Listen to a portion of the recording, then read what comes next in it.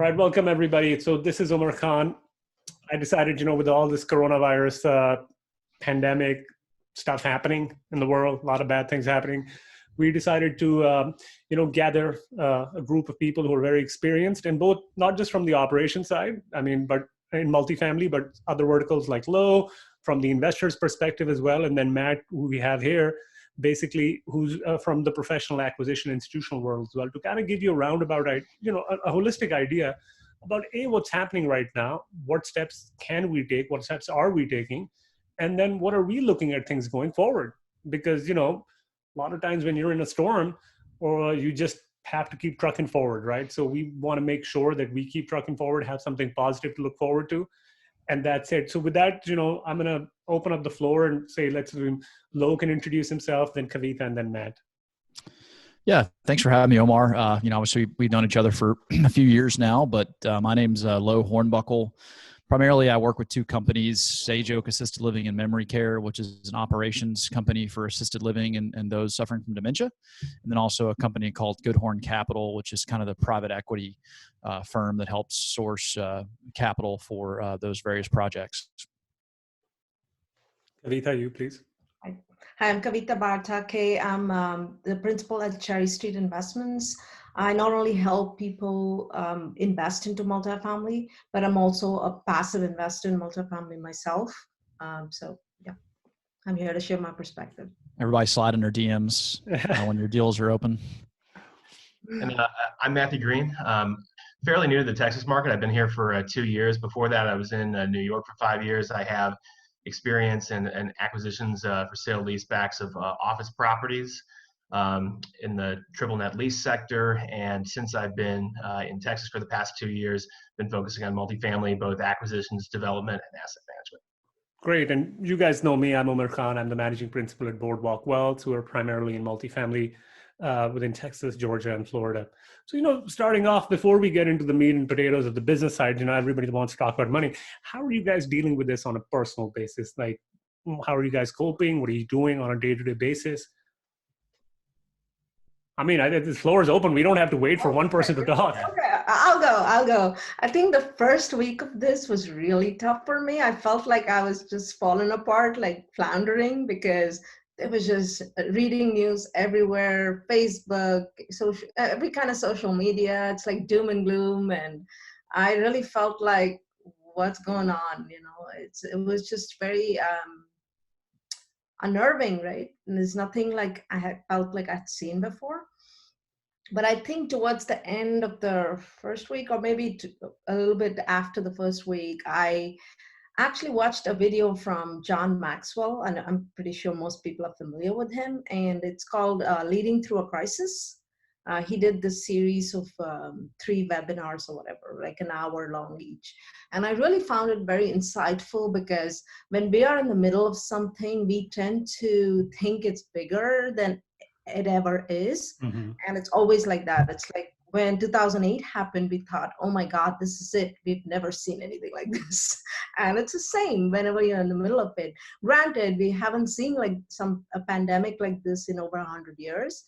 But it's also something that we've shown as humans that we can get through. So I like to focus on the other side of coming out of this, rather than focus on, yes, we have to get through it. It is what it is. So that really helped me personally. It was a perspective of, hey, this is my time for learning, growing, doing things that I keep putting off. I have time for it now. So instead of focusing on, what terrible outcome it could have, I'm going to focus on what can I do about it. Mm-hmm. What about you, Lo? I know you've been on the top of these things.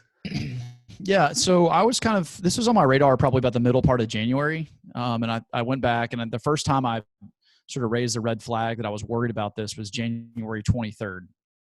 And so I was, for a lot of people, so I had kind of a different adjustment process. I always knew this was a big deal. When I read initially, whenever they did the citywide lockdown in Wuhan, and I read 5 million people left 2 days prior to the city lockdown, I was like, well, that makes global containment impossible. So I'd kind of been expecting this for a long time. And So the things I took to get ready were, number one, is I just sort of tried to imagine all the ways it could affect things.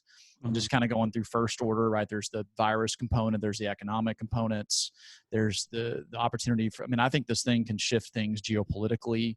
You take a look at a country like Iran, and like some high percentage of their politicians have this, right? That can alter, dynamics of all kinds of geopolitical things as well.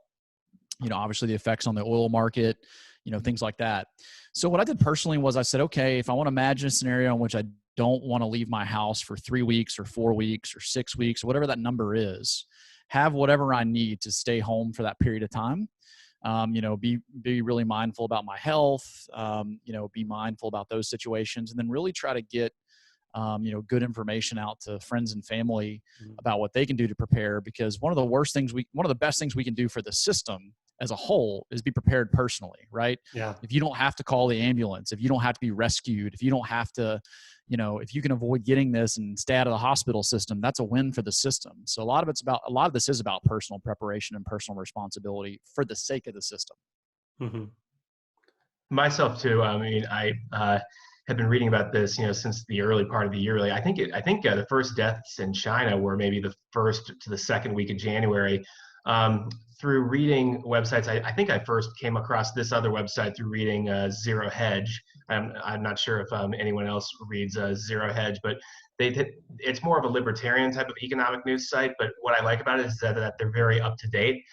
Some of their stories and things they feature can come across as alarmist. So it is necessary to be able to dig through the informational clutter there. But the fact of the matter is, this was very much like where there's smoke, there's fire, and a lot of times a rumor can just be a premature fact. And so by mid-January, obviously Zero Hedge, I got access to the website of worldometers.info, and that actually had great statistics on China. It had COVID-19, like how many were diagnosed that day, how many had recovered, how many deaths there were, and then it had that for every country in the world, and they had the data all graphed out for each successive country. And as I saw it rising, and then you read in the news about how China was coping with it and the measures that they were taking, simply shutting down the economy. Well, that's when the ramifications became clear to me, because I said, if the U.S. does that, not so much real estate, because real estate, is one of the very, very basic needs of people. So that's very much like a vital thing that people will keep on paying, if they're paying rent, whether they're renting or whether they're paying a mortgage. But like, let's look at, when we start reading about things like how even in mid-February, Blackstone, Carlyle, and a lot of the big private equity firms across the world are telling all their worldwide portfolio companies, draw down your credit lines, raise cash as much as you can, because you're not going to have much some inflow for a while. Yeah. And that's when the ramifications became clear. I mean, obviously we're all in cash flow businesses, but especially LBOs need the cash flow to even service the debt to keep on going and to run the business. So that is a magnitude greater than what a lot of what we're dealing with in real estate. So my feelings were mixed. I was like, well, I'm glad to be in real estate in a very basic need.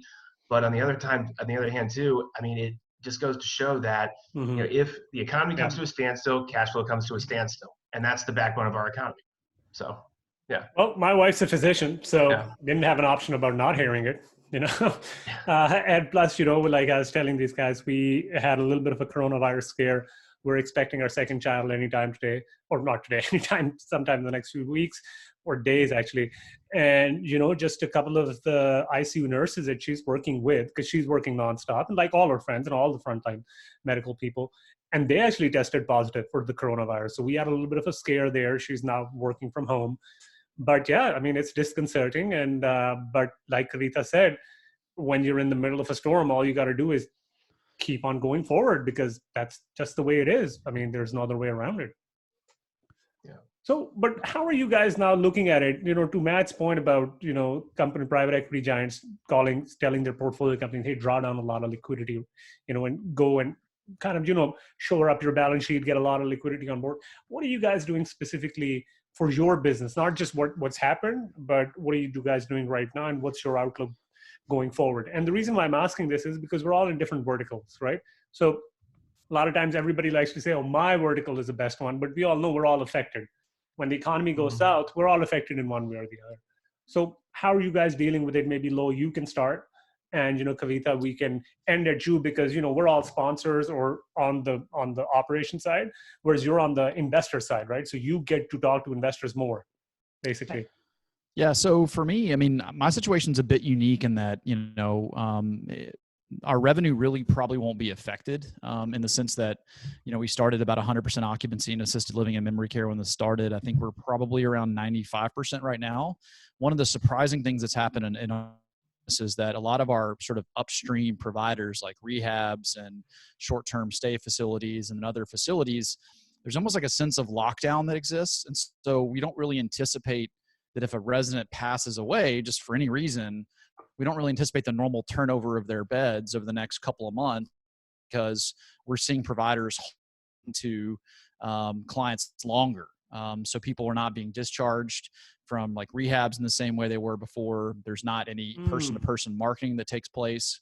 So a lot of our focus is really on, having our team be as resilient as possible because unlike say like maybe a multifamily company, we're kind of on the second line of this. So, the hospitals kind of being the front line of where this, war is happening, senior housing providers are kind of on the mortar lines, right? We're close. We're going to probably have to deal with this in some way. We hope we don't have to, but the reality is that this thing is kind of the angel of death for our clients. And so it's definitely a very serious issue for people in our space. And so really what we're going to see from a business point of view is trying to save as much cash as possible, both to fight the virus and to cut off, future loss of revenue. We suspended investor distributions for at least a couple of quarters to hold on to additional money. And we'll definitely actively play a role in the SBA loan forgiveness program because we'll be, we're directly affected by this. We'll run high expenses, but all of our workers are going to be working. And so we'll have the traditional payroll expenses, maybe even higher payroll expenses when you factor in things like possibly hazard pay, possibly factoring in overtime, when your staff goes down, things like that. So for us, it's really all about holding on to cash and doing everything we can to be as nimble and resilient to deal with the virus. And then, obviously expect that the recovery for us will be good because there's gonna be a lot of pent up demand in our space, provided that a lot of our prospective clients aren't, don't succumb to the virus. That's obviously a big question mark for us as well. And what about you, Matt? Like, what do you see both on the retail side? Because I know that's going to be massively affected. The office side, which is going through, I think it'll go through a big evolution or revolution, whatever you want to call it.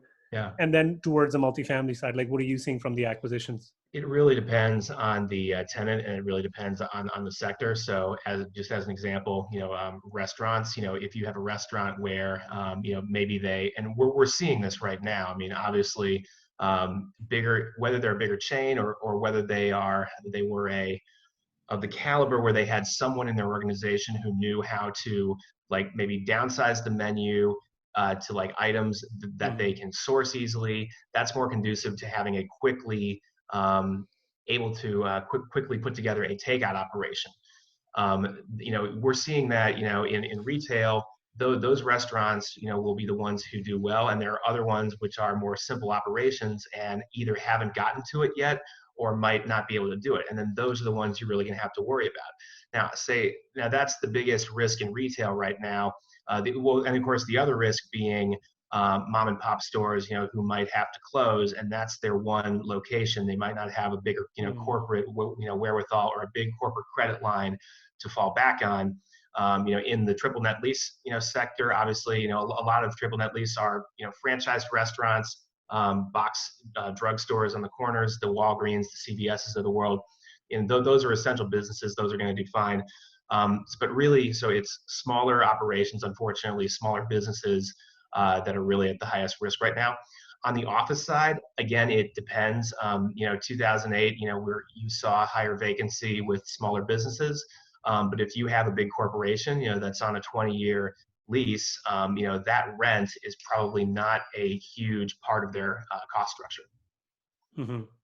Look, no, that makes sense. And look, from our multifamily side, specifically, I can talk about my company, obviously not everybody's multifamily. We took a strategic decision last year to only focus on B plus type properties. And again, the reason obviously, I mean, we didn't know this was going to happen, obviously, but there's a couple of things we did last year. And I mean, Matt's aware of that.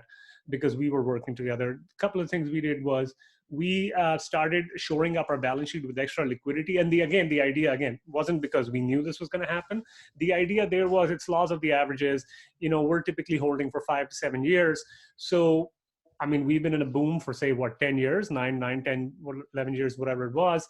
And I mean, laws of the averages just say that there's a higher than not probability that we'll go through some sort of a recession. Now, we didn't know, again, this was going to happen. But the other deal, why we shifted our focus towards B plus type value add multifamily was because of the simple fact that what we were trying to do was move into a more expensive or a more higher value add type product.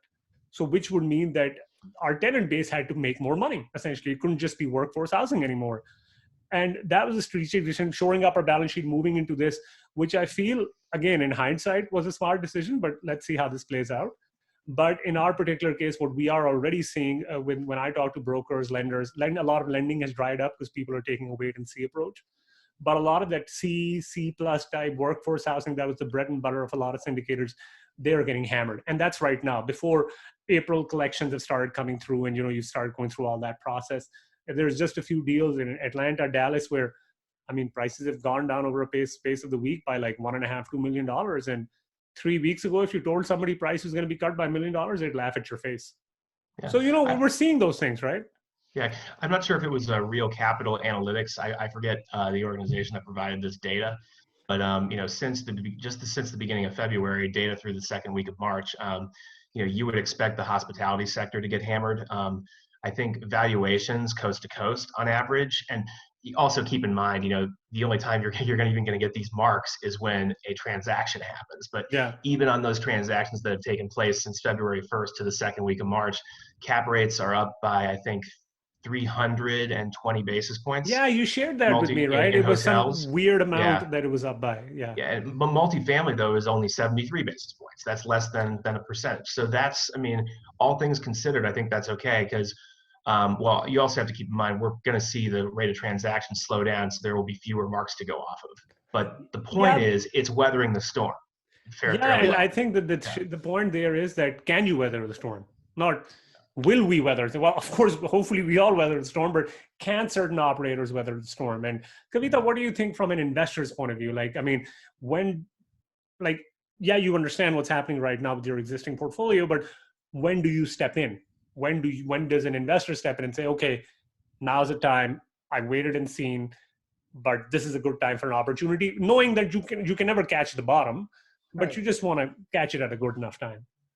So I think it depends on the investor. So getting back to the point you were talking, I think this is when we really see the good operators being separated from the bad operators or not so good operators. And also this Class C properties are definitely going to suffer.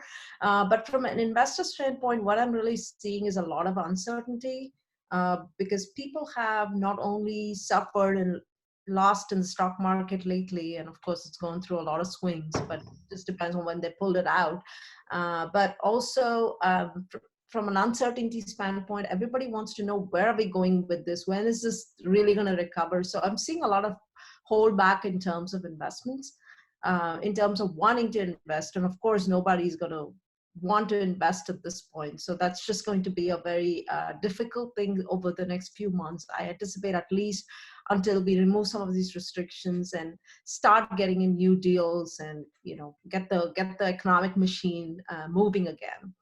But from an investor standpoint, I feel that at least what I'm preparing for myself and then also preparing my investors for is looking at something like maybe September, the last third quarter of the year, when opportunities are going to open up. Like you said, not all operators are going to weather the storm, which means there will be properties on the market. The question is, of course, whether you want to buy those kind of properties that you want to invest in.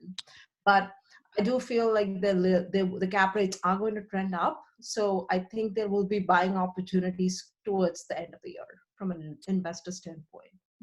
Yeah, and I think one thing that's probably really important to sort of tear apart is in just about every area of the country right now, except for maybe a few cities, the economic damage is from the government policies to slow the virus not actually from Yeah. the event itself. Yep. So, and this is really important because, I mean, obviously we're friends with a lot of real estate investors. How many people got this right in January? How many people got this right in the middle part of February? Very few. How many people got this right in the first 2 weeks of March?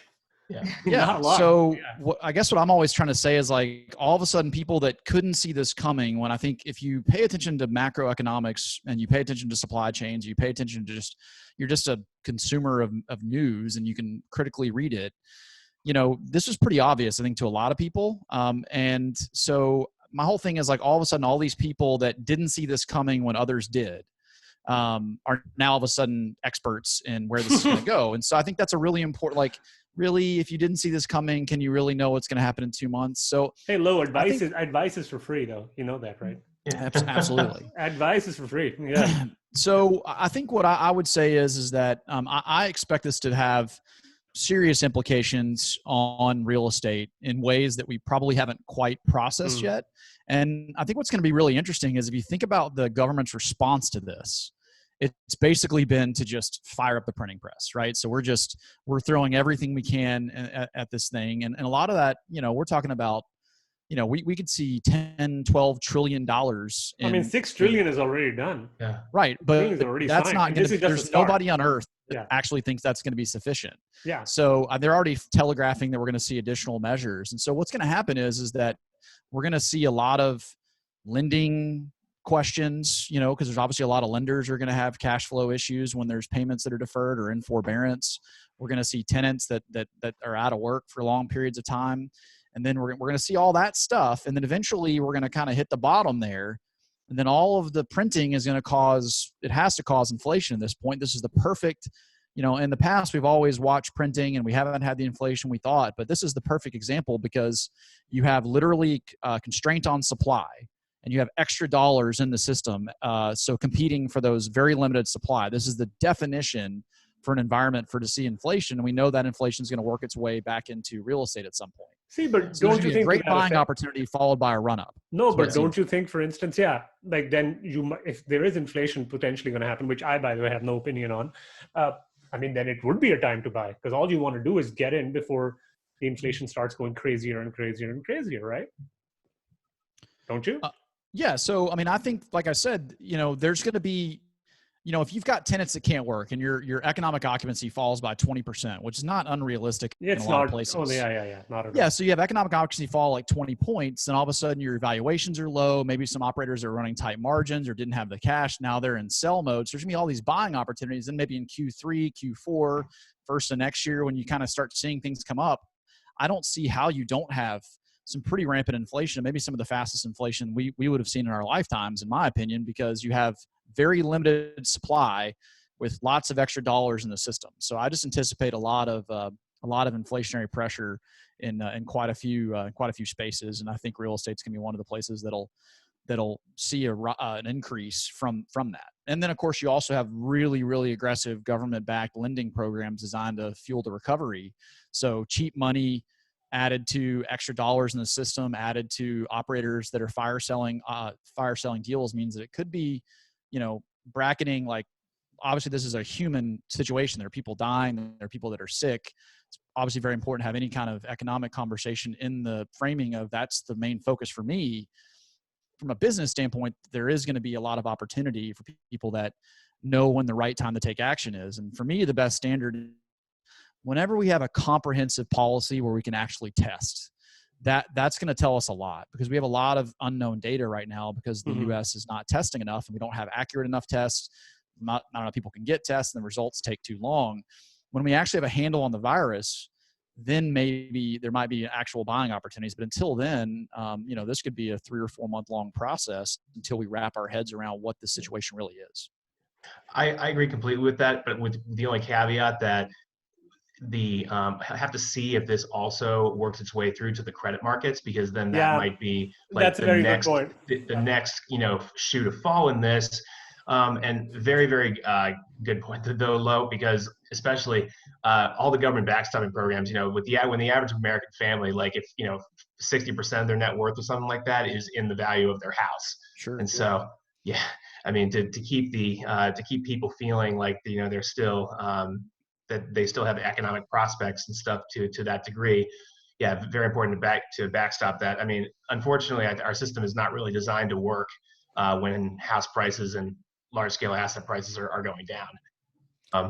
And so, yeah, I would just say, especially here in Texas, we've seen what happened with the oil prices. That is, and this is the worst possible timing, right? You're going through exactly. this, you're going through an oil crisis. I mean, yep. Yeah. And so here in Texas, we might have a localized recession because of that, just because it's one of very few states, who actually do not benefit from low oil prices on the whole.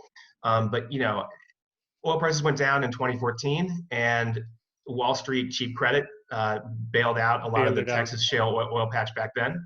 Not so sure that's going to happen this time, I think. And the question is, is this something that works its way through to the broader credit market, the corporate credit market, and so on and so forth?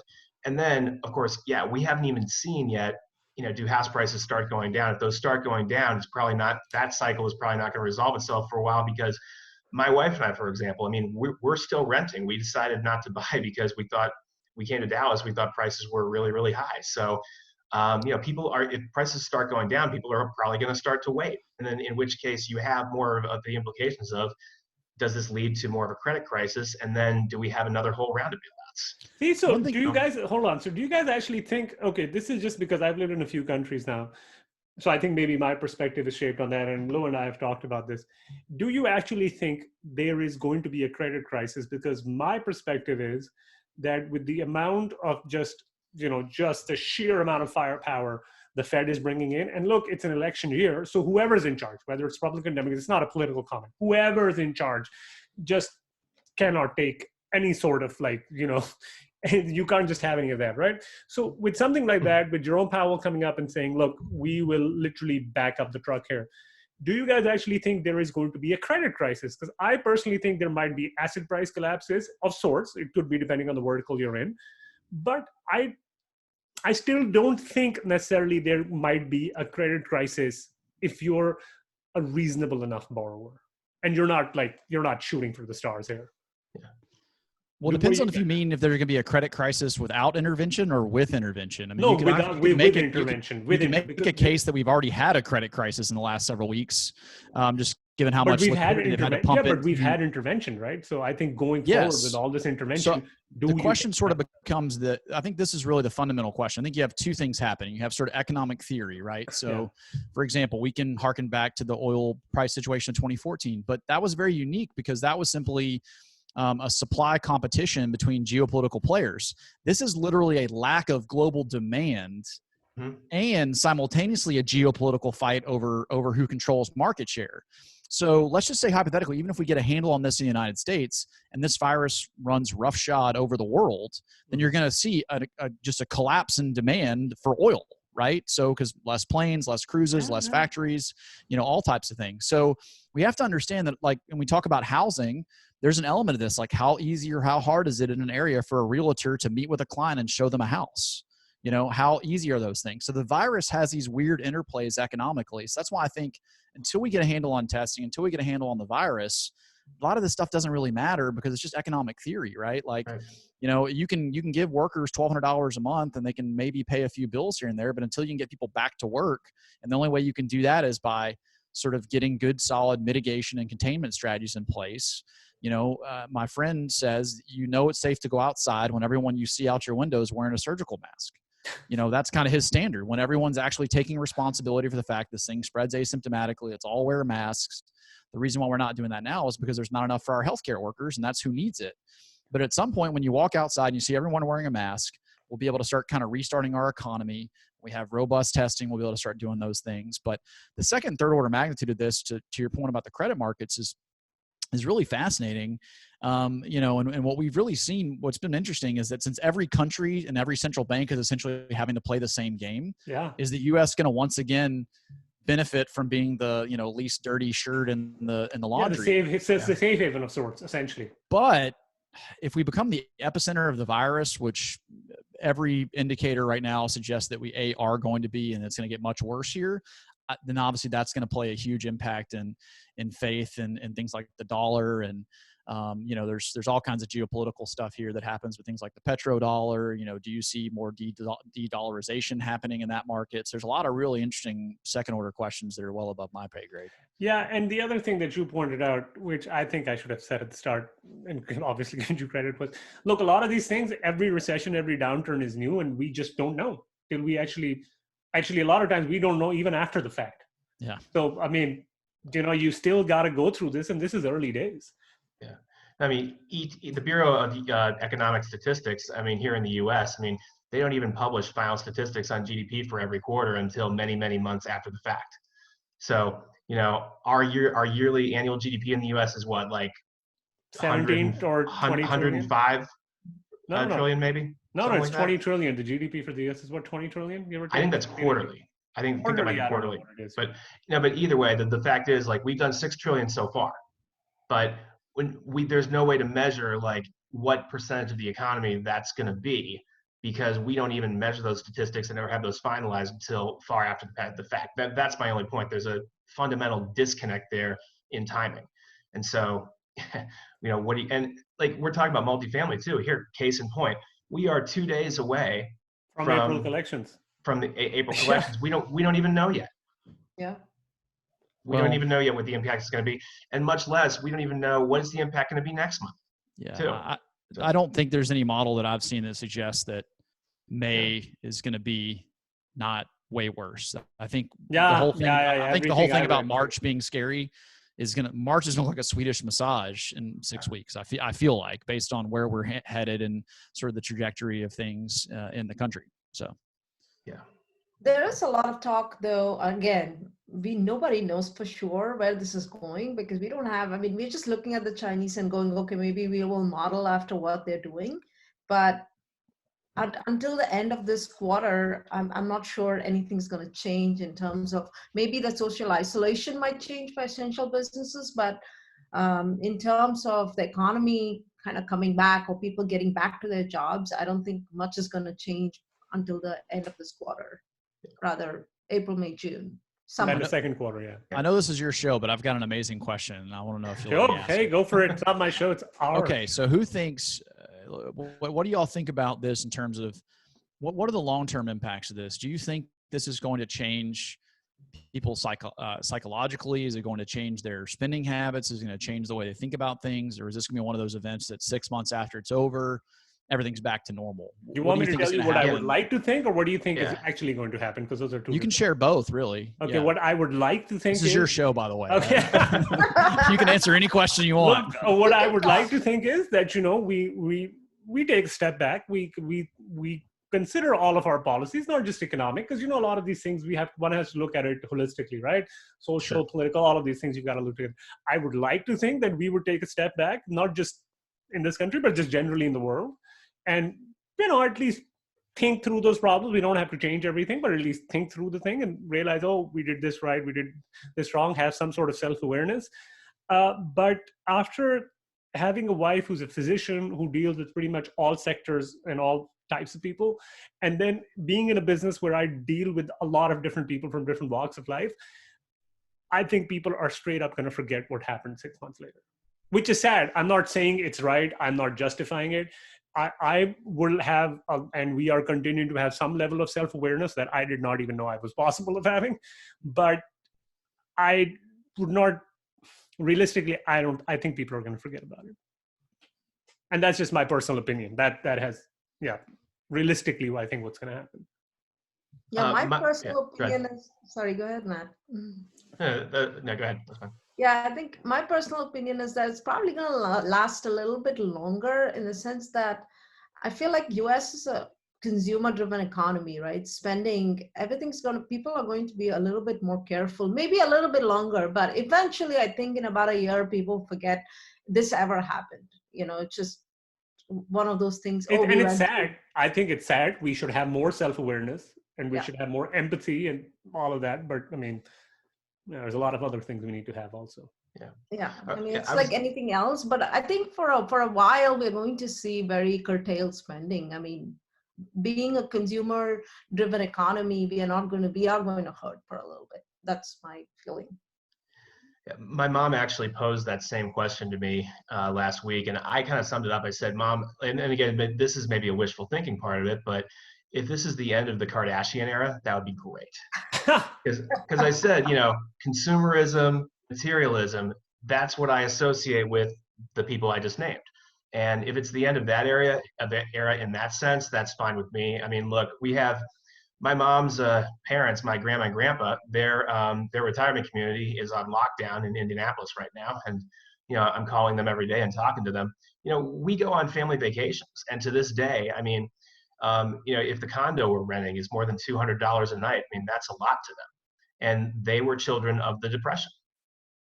And so, it has these kind of things have the potential to, well, again, I'm not saying this is going to play out to the extent that the Great Depression did. Obviously, we didn't have, fortunately in 2008, we had a scholar of the Great Depression, Ben Bernanke, at the helm to realize, the Great Depression at its heart was a credit problem. In the end, became a credit problem.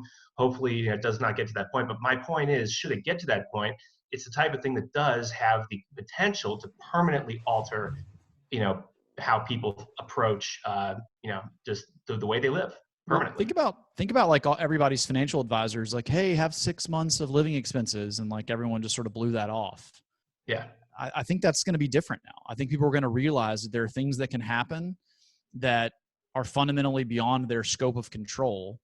And I think this event, I think 2008 had the chance to do that, but we kind of averted crisis, and so we felt like a bullet there. I think because at a minimum, we're going to see major economies come to a halt for 2 or 3 months. That's just like the minimum implication. And if the virus hits its peak or gets anywhere close to some of the worst case scenario modeling, that's going to fundamentally change our how we think about things. But I think just the idea of, you mentioned consumerism, I think we're going to be like, hey, I need to save more money.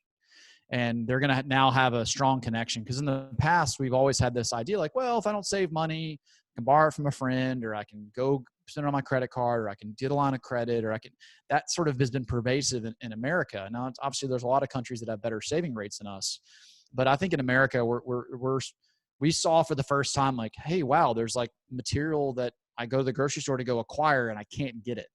And I think that's going to change how people interface with the world. And it doesn't even have to take that many. If 20% of Americans go, I'm going to spend differently, that can alter an economy pretty substantially.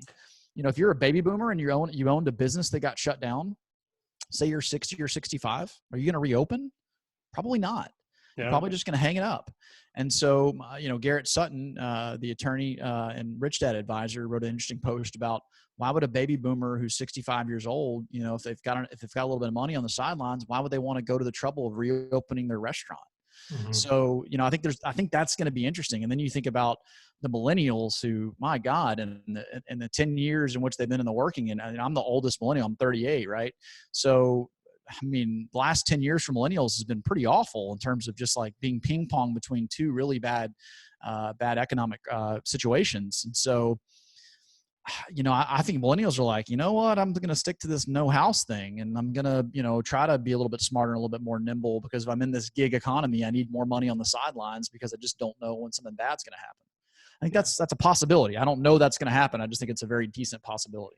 Yeah. And look, I would like to think that happens. Again, I would like to have more faith that we do more retrospection and introspection, but my experiences tell me otherwise. But again, this is just my opinion. But the other thing which was really surprising to me was, and again, having lived in a few other countries, both economically advantaged like Canada and not as economically advantaged, one of the things that was really surprising to me, actually, and my wife and I were talking about this, was that right around, the time when you heard people started hoarding up toilet paper?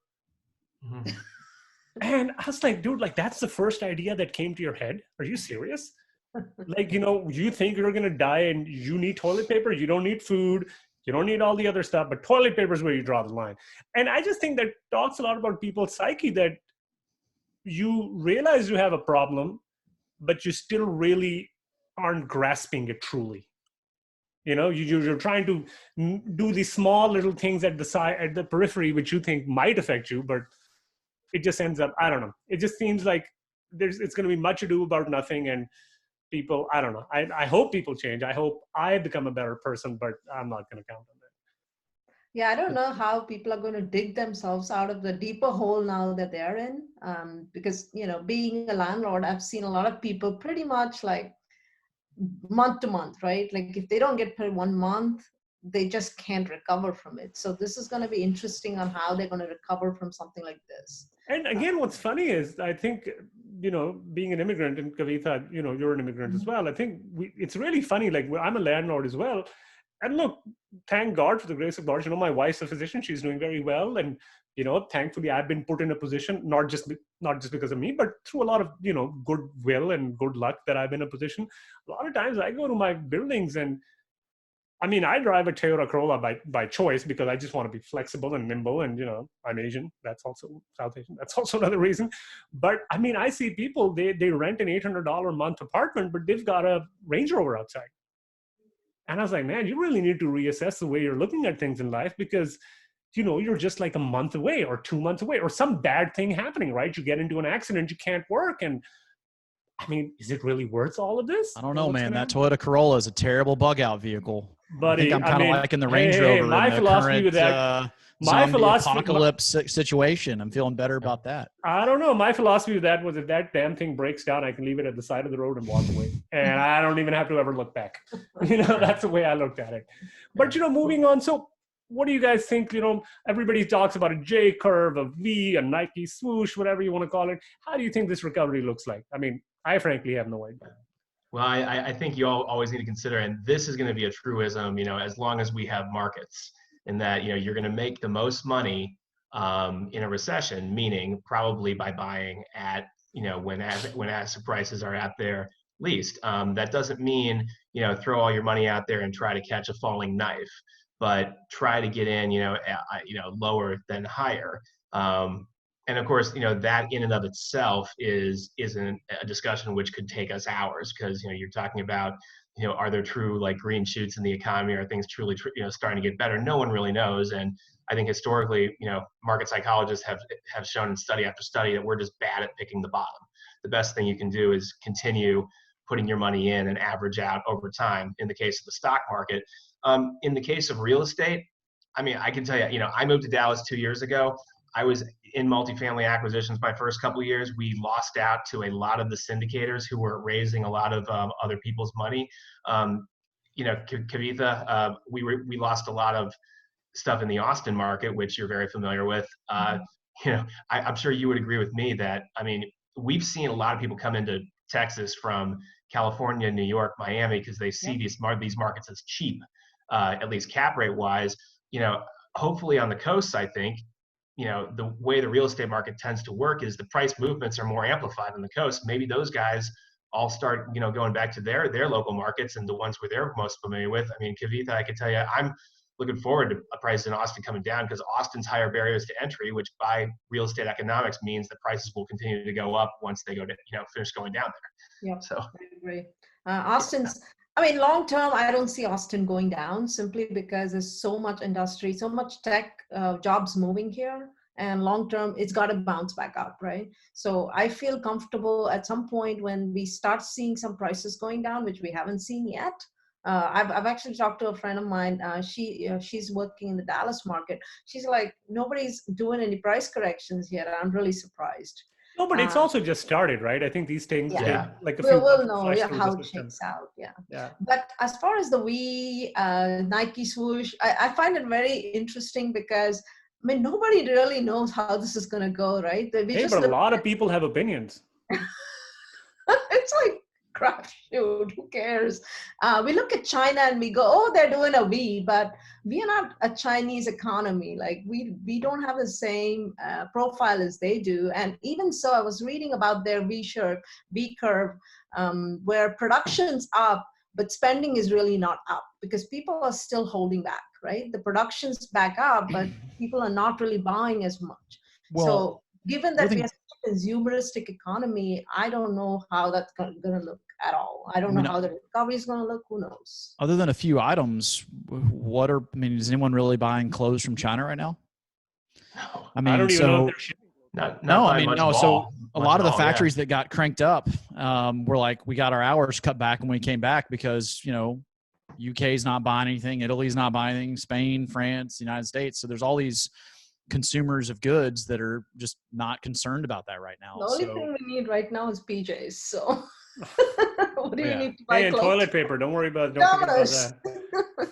So, like, okay, this is my thing about toilet paper. Yeah, Omar, I think you hit the nail on the head. Like, why does everyone need, well, okay, toilet paper, I understand, actually. The one that really gets me is paper towels, because everyone has cloth towels, and often an abundance of them, at their home, that you can just wash over and over again and use just as good as paper towels. Hey man, but you don't get the convenience. Have you seen that Bounty commercial where it absorbs 3 times as much as the other store brand paper towel? Have you seen I buy that? Bounty. My dad worked for P&G. Yeah, great. Yeah. Hey, there's handheld bidets, okay? We don't need that much toilet paper.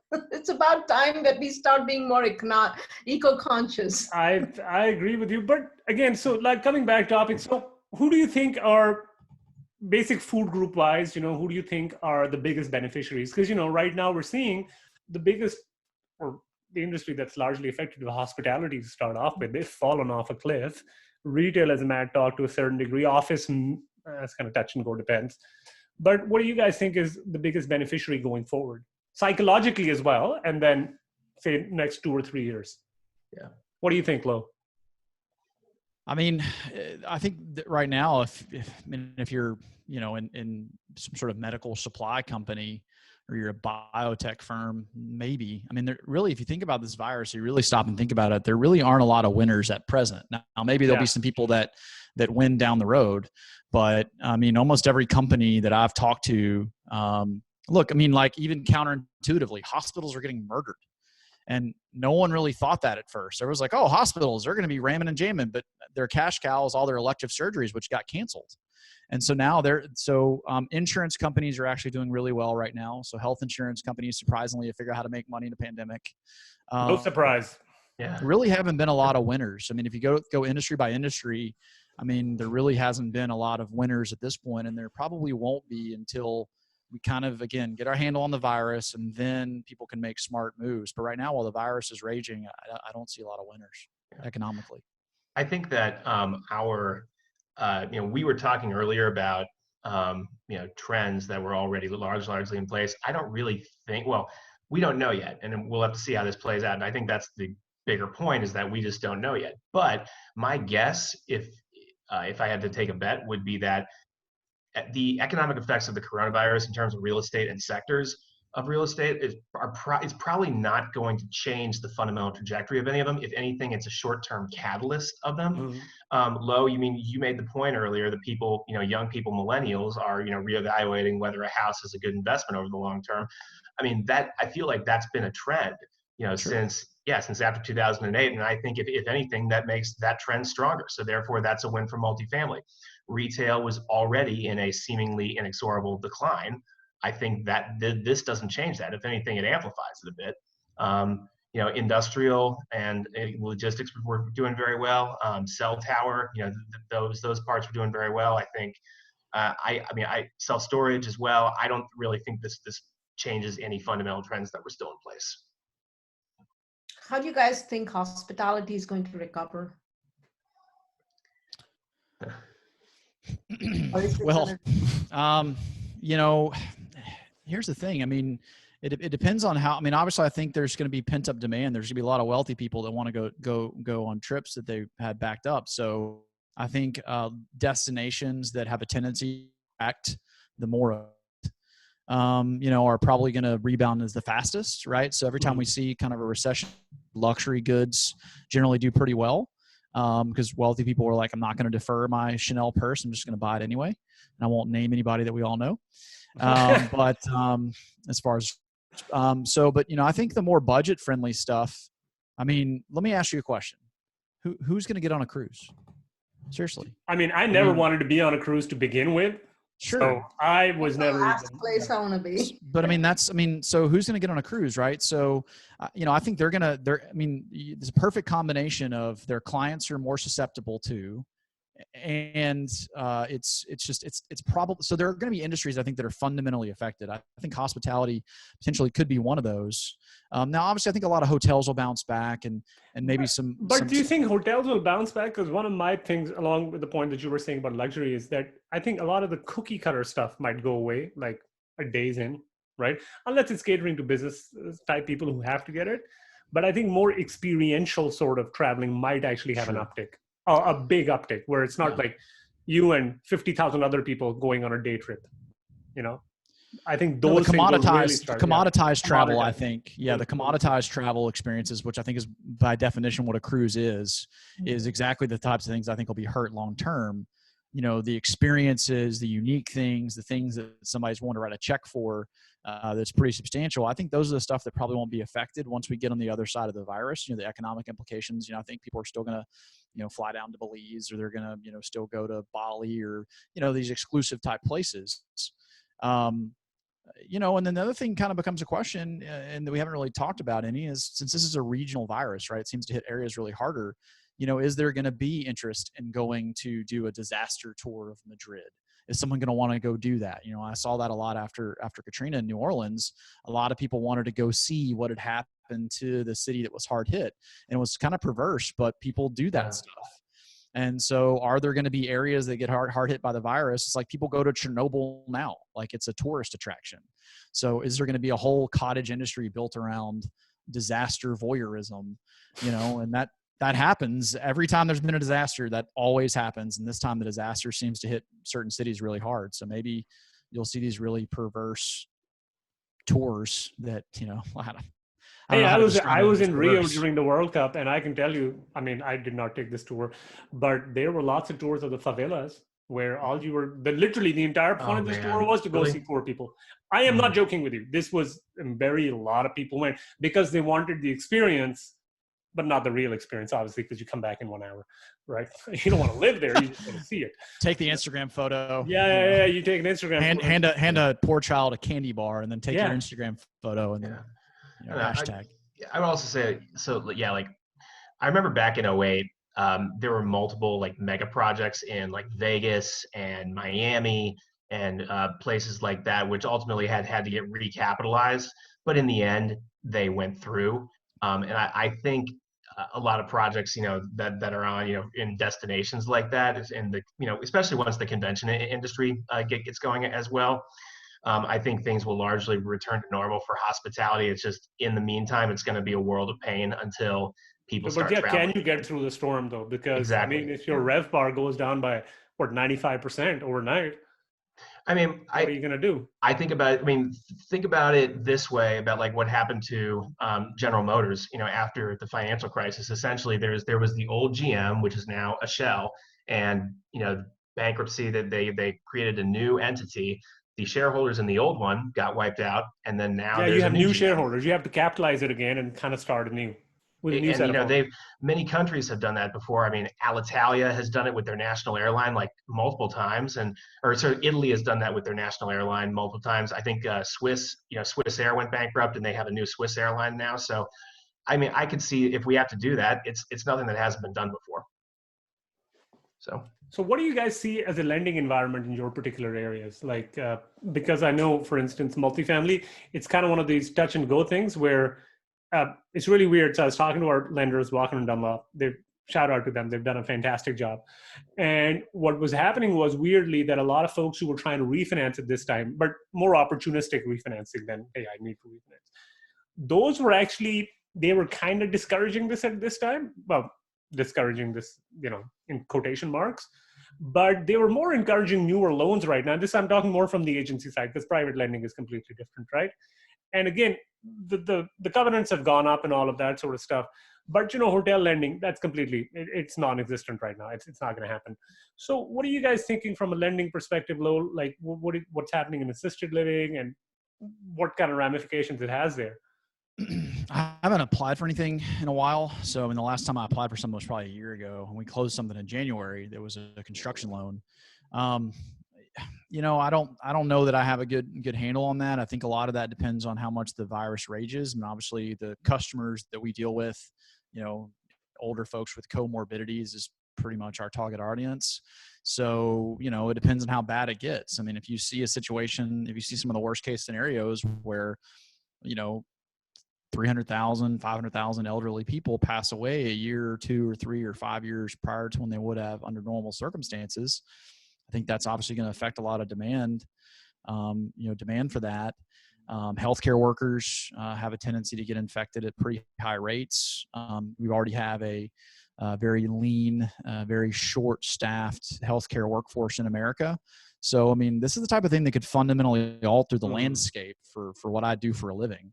And it could do so in positive ways as well. But ultimately, we have to, we're going to have human toll in my industry, right? So, you know, a lot of apartment operators, their concern is my waiter for a tenant can't go to work. With mine, it's like some of my clients or future clients or prospective clients may pass away. So we really can't begin to sort of unravel the economic piece with us until we kind of know what the human toll is, which makes our business, you know, a little different than others. So I haven't really gotten to that point yet because a lot of it just depends on, are we best case scenario, middle, or worse? And then we'll be able to really tell, you know, after we kind of, you know, deal with all the sadness and mourning that's involved with that, then it's like, okay, what does that mean for the environment? And what does that mean for the business? And what does that mean for the commercial lending space? Cool. And what are you looking at, Kavitha? Because I know you do single family houses, multifamily as well. So what are you guys looking at? I'd say lending overall is affected, meaning I know quite a few operators who've had bridge loans pulled out after them. They haven't been able to close on their deals. I know the agency lending, quite a few have closed on time recently. I haven't personally done anything. I do have a couple of clients closing on loans in the single family world, and they are fine so far.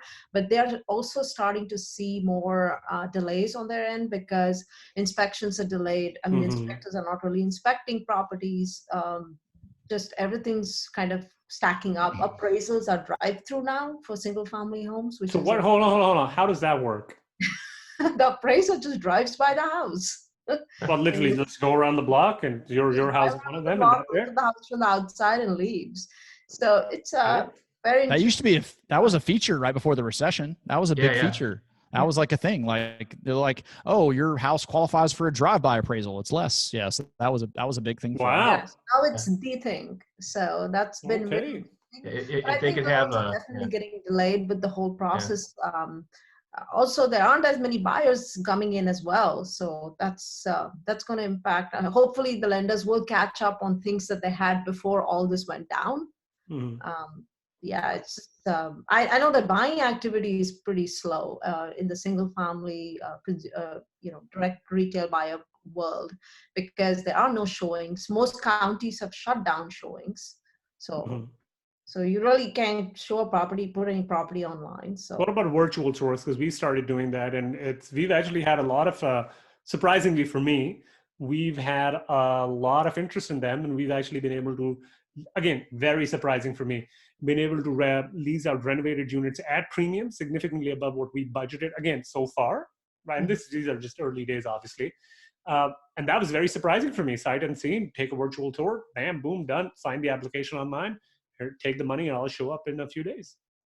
But I think it's multi-family rental. You're at least if the tenant wants to come in and do a self tour. I've seen a lot of those. Right, you set up a digital keypad, and they let themselves in and walk through. So I think with a single family home, that's a little hard because now if it's occupied, especially, nobody can let them through. No buyer in a single family world is willing to buy without actually walking through the place that they're buying. So I think the touch and feel aspect is very different. From renting, people are more willing to rent something than buy something. Oh, that's a fair point. And what do you think, Matt? I was actually going to ask Kavitha. I mean, Kavitha, do you think that an end result of this recession is that a higher percentage on the other side of this, and in the next bull market, a higher percentage of single-family homes in the U.S. will be owned by institutional? Single-family homes.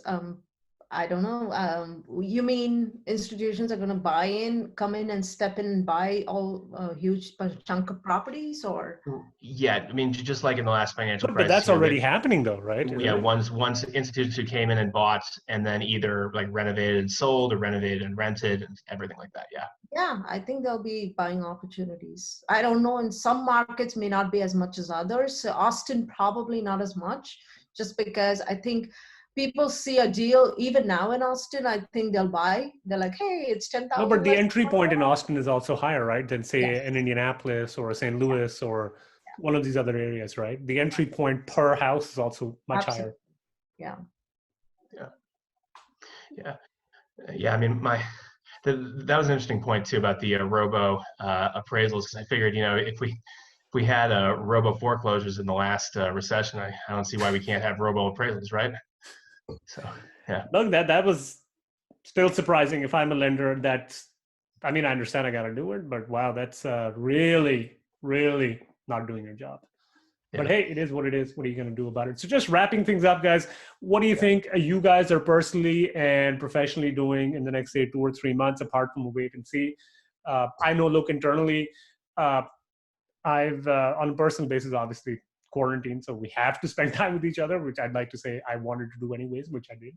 But on a professional basis, we're really using this as an opportunity to tighten up a lot of our operations, keep going through things to understand, hey, what is necessary, what is not necessary, and to keep doing better and better and better at the fundamentals. So hopefully when we get to the other side, a lot of this is just you get to the other side better prepared, better equipped, and faster and quicker to do more deals. So what are you guys, Lo? What are you looking at? And then Kavitha and Matt. Well, I've got a bunch of big construction projects in the pipeline, and so I think those will kind of come in. This is what's interesting about this current situation is that I could actually make a case that development at this one moment in time may be a little bit safer than buying something that's already occupied, right? Because then it can go down, right? Whereas during development, if the virus rages for a few months, then you've got a guy out in a dozer doing site work. So right now we're just really focused on operational tightness and just really getting projects going. And I think there's going to be a lot of pent up demand for development and product classes that have good, strong fundamentals, because there are some cities that are banning construction.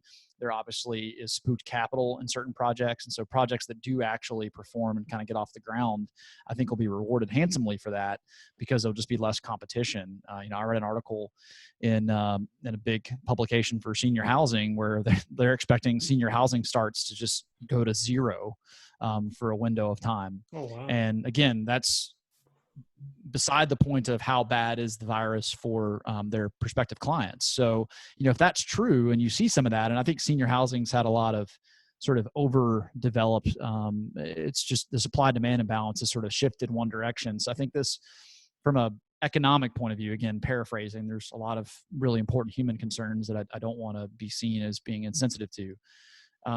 From the economic point of view, I think this might actually balance back out to where you won't see so many cranes building for assisted living and memory care and building for senior housing, because it's a tough business right now. I mean, we're responsible for keeping a lot of people safe and finding staff in a pandemic. It is not a business for the faint of heart right now. It never was, and now it's even worse than it used to be in terms of just stress and trying to deal with things that we can't control.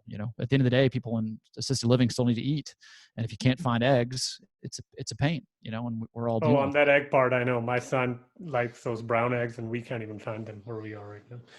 Very small example. Not trying to trivialize Lowe's example. Did you just big league me on eggs? I think you did. No, I'm not joking with you. No, that egg thing really hit home, because I've been trying to find these brown eggs. If you were a real good parent, you would buy the white eggs and then get some egg dye and come on, step your game up, bro. man. It's not the same. It's not the same thing. But anyways, Kavitha, what do you think? First of all, the Costco has the brown eggs. Yeah, okay. I live in the middle of nowhere, so there is no Costco around. Okay, I literally live in the middle of nowhere. Maybe some farms. You can support some farms. Yeah, it was really surprising. I thought I'd move more to the country and there'd be a lot more farmers markets, all of that sort of stuff. I'd get maybe better beef, and it turns out that's not really the case. beneficiaries. I'm just really enjoying the idea of you traipsing around rural Oklahoma, being like, I need brown eggs and brown eggs only. And they're like, you're not from around here, are you, sir? You I know, was like, no, but I do need imagining brown this, and eggs. it's just really enjoyable for me. Please go live when you go egg shopping. Yeah, yeah. I'll go on Facebook Live. Thank Yeah. you. Yeah, please. Go to the 3 places in where I live trying to find brown eggs. Yeah, bartering with people. I'll give you some toilet paper for eggs. So yeah, Kavitha, so what are you doing right now professionally and personally? Professionally, I mean, I'd say personally, I'm focusing a lot on education for myself and for my investors, because I feel like this is a good point where, I know they're not keen to jump into investments, and neither am I. So I'm taking this opportunity to kind of learn, grow, not only for myself, but also do a lot more webinars and investor education right now. So I feel like when the buying opportunity comes, you've seen this in every economy, right? Like every downturn, people get very worried and they start not wanting to invest. But when the things start to come back up, they still don't believe, because we don't know where the bottom is, right? So, Yeah. and then after everything's done 4 years later, they're like, oh, we should have bought, we should have done this. That should have, could have, would have. And so I really want to help the people, my investors, see when, hey, there's an opportunity. We don't know if it's the bottom of the curve, but it's a buying opportunity. It's cash flowing. It's doing well. We should get in. So kind of educate them on not having regrets 3 years down the line. And what about on a personal basis? More education for yourself as well? More education. I'm also focusing on the life insurance business. I'm doing a lot of what's called infinite banking. Mm-hmm. So I'm looking at that because, again, it's a great place to park money when when there's a lot of uncertainty, because traditionally they do better returns. I mean, they're not like apartment returns in a normal time, but at this time it's a great place to park the money and then pull the money out when there is a better investment. And what about you, Matt? You're buying a house? Yeah, my wife is very, very happy now that I talked her out of it, or I've talked her out of it to date. So now that she sees to date is that the operative word, though. Please remember. What? To date is the operative words. Well, yeah, Yeah. to date, but yes, no, we want to get a house, we want to start a family, but all at the right time, right? Mm-hmm. So you're going to end up starting a family during this quarantine, sir. That's going to happen. There's a lot of COVID babies. Hey, my friend, my wife actually posted, I don't think it was my wife. I actually saw a friend of mine post on social media, like it was one of those Instagram story posts, but she just had words on it with a pink background. She said, "I want to let all my friends know I cannot afford to go to 20 baby showers in 8 months. So please take it easy." So anyway, no, I'm sticking to my routine. That means, biking a lot. It means continuing to run a lot. Obviously, my wife and I have always enjoyed cooking together. So in quarantine, so that, doesn't really, although we're not really quarantined per se, just doing the shelter in place order here in Dallas. I have a couple titles I can recommend to you and your listeners that I'm reading right now. There was one in business school I started reading, or I had to read excerpts from, but I'm now going to read the whole thing. Manias, Panics, and Crashes by Charles Kindleberger. Mm-hmm. He was an MIT professor and one of the foremost scholars just on economic cycles. Mm-hmm. I think he wrote it in the 70s, but it's been updated several times since with each, with the Asia crisis, with the subprime mortgage crisis, and so on. I'm looking it up on Amazon as we speak. Okay, Manias, Panics, and Crashes. That's okay. one. And then the second one is This Time It's Different. Yeah, I've read that one. Yeah, okay, that's a very empirical one. It came out in 2009 after the financial crisis, and really it's just an empirical look at why the economic cycle never changes. So, and that's why it's like we've been talking about throughout this conversation. You look, like Kavitha said, you look back in 4 years and you're like, wow, I really should have bought. And that's because the economic cycle never ends, no matter what the state of credit, is, and everything else that goes into the input of asset prices. And then the final one is by Edward O. Thorpe, Thorp, Edward Thorpe. He ran one of the first hedge funds, and it's called A Man for All Markets. I've heard about this book. I haven't read it. So you would recommend I read this book? So his first book came out in the 60s. He was one of the first, he wrote the first how-to guide on how to beat the dealer at blackjack. Oh, you know why I heard about this? Because there were apparently some MIT kids who Exactly. had gone to Vegas, and one of them had actually a really, not this guy, there was another guy who's running, I think was in PIMCO or something, and he was a big barn manager. And Yeah. they did a profile on him, and okay, that's where I heard about the guy. Yeah, so that's a really, really, really good one. And yeah, but he wrote that book in like 1962 or so, and then he ran a hedge fund called Princeton Newport Partners. I think he's got to be in his like late 80s by now, mid to late 80s. But yeah, I mean, the fact is he ran a hedge fund that had 20% returns for 20 years running, even before, you know, hedge funds really were a popular investment vehicle. So good. Well, if I can nail 20% returns for 20 years. A man for all markets is the name there. Man for all markets. I looked it up. Yeah. That's pretty good. So any parting words? I'm really appreciative. You know, you guys have come. I'm also very glad that everybody's safe, healthy so far, right? And thank you so much for joining. Any parting words? Anything you'd like to say? The economic cycle creates opportunities now. You know, this is when it happens. 2008, 2009, 2010 was the best time to buy. But the thing is, we don't know how long this is. With the only caveat there is we don't know how long this is going to last. Mm-hmm. So I'd say this shall pass. Yeah, this too shall pass, I think, is a very good one. Yeah. We're going to see the rapid transition from cash is king to cash is trash. And it's going to be the fastest, most amazing thing. Like right now, everyone on earth like wishes they had just like piles of cash. And then in about like a year, they're going to be like, I want to get rid of all of this money as fast as I can because they're so concerned about devaluation of currency. So I think we're going to transition from cash is king to cash is trash in like the fastest period of time we would ever have seen. Well, we'll find out soon enough. Yeah. Well, thank you so much, guys. I greatly appreciate you guys taking the time. Stay safe, stay healthy. Have a good one. Great. Have a good one. Bye. Bye, everybody.